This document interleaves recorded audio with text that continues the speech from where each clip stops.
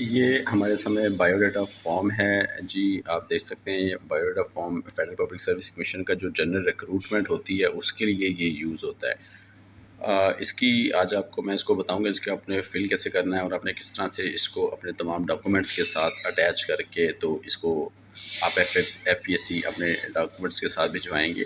ये biodata form इतना ही ज़रूरी है जितने ज़रूरी आपके बाकी डॉक्यूमेंट्स हैं, और ये बायोडाटा फॉर्म ही है जिसकी बुनियाद पे इंटरव्यू में आपसे क्वेश्चन किए जाएंगे। इसलिए आपने इस बायोडाटा फॉर्म में जो भी लिखना है वो आपने सोच समझ के लिखना है, क्योंकि इसमें दी गई वो तमाम इंफॉर्मेशन आपसे इंटरव्यू में वेरीफाई करेंगे। ना सिर्फ ये कि वो वेरीफाई करेंगे बल्कि आपसे इसके ऊपर क्वेश्चंस भी किए जा सकते हैं।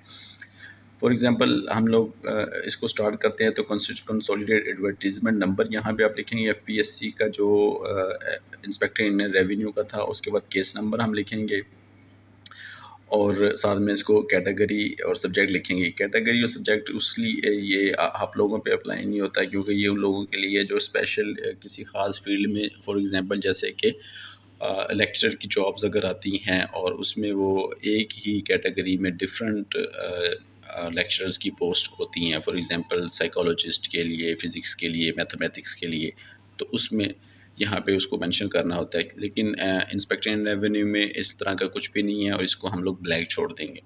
Name of post applied for पे लिखेंगे जी इंस्पेक्टर इन रेवेन्यू, और मिनिस्ट्री डिवीज़न डिपार्टमेंट लिखेंगे जी। मिनिस्ट्री ये रेवेन्यू डिवीज़न है और डिपार्टमेंट ये FBR है। इसके अलावा हम लोग इसके मज़ीद चलते हैं तो यहाँ पे आप अपने नाम मेंशन करेंगे कैपिटल लेटर्स के साथ और कंटिन्यूसली। जहाँ भी आपके नाम में दूसरा नाम आ जाता है, फॉर एग्ज़ाम्पल जैसे मैं अपने नाम में बात करता हूँ तो मलिक नवीद असलम, तो मलिक के बाद मैं एक स्पेस छोड़ के और उसके बाद मैं नवीद लिखूँगा और इसी तरह से आगे असलम लिखूँगा। इसके बाद हम अपना कंप्यूटराइज्ड जो डाटा है, ID कार्ड नंबर है, वो इसमें डालेंगे। एकेडमिक क्वालिफ़िकेशन पे बात करते हैं जी, मैट्रिक से शुरू करेंगे और सो ऑन हम लोग आगे तक चलते जाएंगे। मास्टर्स, MPhil, PhD जो भी आपकी क्वालिफ़िकेशन होल्डर आप हैं उसके ऊपर आप लोग यहाँ पे इसको मेंशन करते जाएंगे। इसमें इंस्टीट्यूशन अटेंडेड लिखेंगे। मैट्रिक का जैसे हम लोग जो लाहौर में हैं हम लोग तो 22 लाहौर लिखते हैं, आप लोग अपने शहर के मुताबिक दे लीजिएगा। इंटर और इक्विवेलेंट भी हम लोग 22 ही लिखेंगे। Board of intermediate and secondary education Lahore, अगर इसी तरह से board of intermediate and secondary education Gujranwala, Faisalabad, Karachi, जिस तरह से आपका बनता है आप उसको मेंशन करेंगे। उसके बाद हम लोग आगे ग्रेजुएशन और पोस्ट ग्रेजुएशन की डिग्रीज़ को यहाँ पे मेंशन करेंगे और जो रिज़ल्ट डिक्लेरेशन डेट है वो यहाँ पे लिखेंगे। फॉर एग्ज़ाम्पल कि आपका जो रिज़ल्ट जिस डेट को अनाउंस हुआ है और आपके ट्रांसक्रिप्ट में वो जो डेट मेंशन है तो आप यहाँ पे मेंशन कर देंगे। अब एक क्वेश्चन कल मुझसे एक दोस्त ने पूछा कि उसके डेट्स मेंशन नहीं थी ट्रांसक्रिप्ट में और जो उसकी डिग्रीज़ हैं तो उसके लिए वो क्या करे। तो इसके लिए बहुत अच्छी चीज़ ये होगी कि आप अपनी कंसर्न यूनिवर्सिटी और जो आपका कंसर्न इंस्टीट्यूशन है वहाँ से आप एक सर्टिफिकेट बनवा लीजिएगा। जिस डेट को आपके ट्रांसक्रिप्ट वगैरह इशू की गई है उसका एक सर्टिफिकेट वहाँ से बनवा लीजिएगा और वो आप अपने डॉक्यूमेंट्स के साथ भिजवा दीजिएगा। इसी तरह से आगे CGPA है और मार्क्स परसेंटेज ऑब्टेन है। अब कुछ डिग्रीज़ में सिर्फ CGPA होता है और मार्क्स का मेंशन नहीं होता तो आपको उसमें घबराने की ज़रूरत नहीं है, आप इसको ब्लैंक छोड़ देंगे। प्रिंसिपल सब्जेक्ट्स में आप लोग जो आपका मेजर सब्जेक्ट है आप वो मेंशन करेंगे। और लेकिन जैसे कि अगर आप ग्रेजुएशन कर रहे हैं आर्ट्स में, सिंपल बैचलर इन आर्ट्स कर रहे हैं तो उसमें आप अपना जो आप जिसको आप मेजर सब्जेक्ट समझते हो, जिसको आपने ज़्यादा अच्छी तरह से जिस पे आपकी ग्रिप हो, आप उसको मेंशन कर सकते हैं। इसी तरह से आगे बात करेंगे तो कोर्स स्टार्टिंग के ऊपर बात की गई है। कोर्स एंड ट्रेनिंग के ऊपर आपने जो भी कोर्सेज़ किए हुए हैं, बेशक वो छोटे 6 माह के, 3 माह के भी अगर कोर्सेज़ हैं, प्राइवेट कैपेसिटी में भी अगर हैं तो आप इनको मेंशन करेंगे यहाँ पे।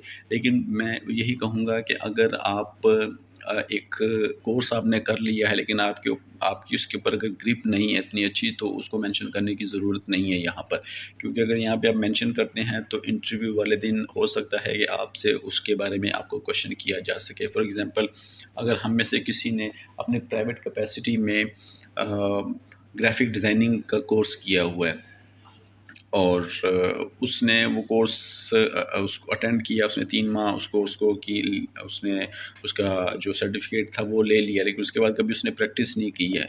तो यहाँ पे अगर वो मेंशन करता है और बाद में उसको इसके ऊपर उससे क्वेश्चन आ जाता है कि ग्राफिक डिज़ाइनिंग की कोई मेन किसी भी स्पेसिफिक पॉइंट पे उससे कुछ क्वेश्चन पूछा जा सकता है जो वो नहीं बता सकेगा, तो ये एक नेगेटिव पहलू होगा। तो इसलिए अगर आप समझते हैं कि आप अ, का उस स्पेसिफिक कोर्स का इस जॉब से कोई ख़ास ताल्लुक नहीं है, तो आप उसको ना ही मेंशन करें तो अच्छा है। रिसर्च पब्लिकेशन पेपर्स और आर्टिकल्स आ जाते हैं जी। जिन लोगों ने इन पे काम किया हुआ है, अपनी उन्होंने किसी किस्म की रिसर्च पब्लिश की है या किसी किस्म का आर्टिकल वगैरह अगर पब्लिश किया है तो वो यहाँ पे लिखें। बट बात वही है, लिखिएगा तब अगर आप उसके ऊपर ग्रिप रखते हैं। मैं आप सब लोगों से ये कहूँगा कि ये जो बायोडाटा फॉर्म है, इसको जब आप फिल कर रहे हों तो इसको बड़ी एहतियात से फिल करने की ज़रूरत है। इसमें ज़रा सी भी गलती और कोताही जो है ना, आपको इंटरव्यू में आपके चांसेस को कम कर सकती है। इसलिए फॉर गॉड सेक अपने इस बायोडाटा फॉर्म को बहुत एहतियात के साथ आपने फिल करना है। आगे चलते हैं जी, एक्सपीरियंस पे बात करते हैं। एक्सपीरियंस के बारे में देखा जाए तो आप यहाँ पे देख सकते हैं कि नेम ऑफ़ द पोस्ट जिस पे आप काम कर रहे हैं, बीएस है, ऑर्गेनाइजेशन है, पीरियड है, फ्रॉम टू, टोटल पीरियड है, स्टेटस है, नेचर ऑफ जॉब है और मिनिस्ट्री ऑफ। हम में से ऐसे लोग जो कि ऑलरेडी किसी गवर्नमेंट सेक्टर में काम कर रहे हैं, वो तो यहाँ पे अपना बीएस वगैरह को मेंशन करेंगे, लेकिन प्राइवेट सेक्टर में अमूमन बीएस वगैरह की नहीं होती है वहाँ पर, तो वो लोग बेशक इस चीज़ को ना मेंशन करें। अपना simple name of the post लिखें और अपना टोटल जो उनका एक्सपीरियंस है उसको मेंशन करें।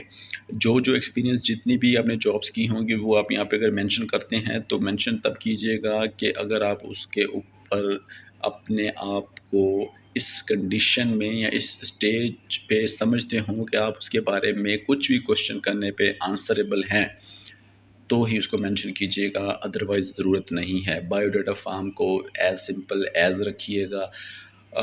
जो इस क्वालिफ़िकेशन के जो इस पोस्ट के रिलेटेड आपकी क्वालिफ़िकेशन है, सिर्फ़ उसी को मेंशन कीजिएगा। और हाँ, ये ज़रूर है कि एक किसी दोस्त ने अगर फॉर एग्ज़ाम्पल 2015 में उसने अपनी क्वालिफ़िकेशन कंप्लीट कर ली है, उसके बाद उसने अपनी किसी किस्म की क्वालिफ़िकेशन को इम्प्रूव नहीं किया, तो 15 टू 23 ऑलमोस्ट जो है ना वो 8 इयर्स का डिफरेंस आ जाता है।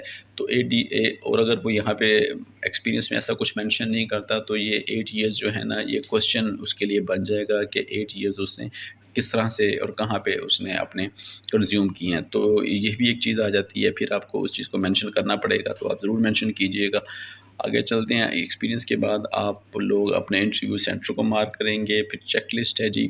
चेकलिस्ट में आप लोगों के सामने ये तमाम चीज़ें मौजूद हैं, इनको चेक कीजिएगा, इनके ऊपर आपने टिक करना है और आपने ये बायोडाटा फॉर्म यहाँ पे अपने सिग्नेचर, अपना नाम, अटेस्टेड फ़ोटोकॉपीज़ सब कुछ करने के बाद आप ये इसको एक प्रिस्क्राइब्ड फॉर्म में एफपीएससी भिजवा देंगे। Thank you.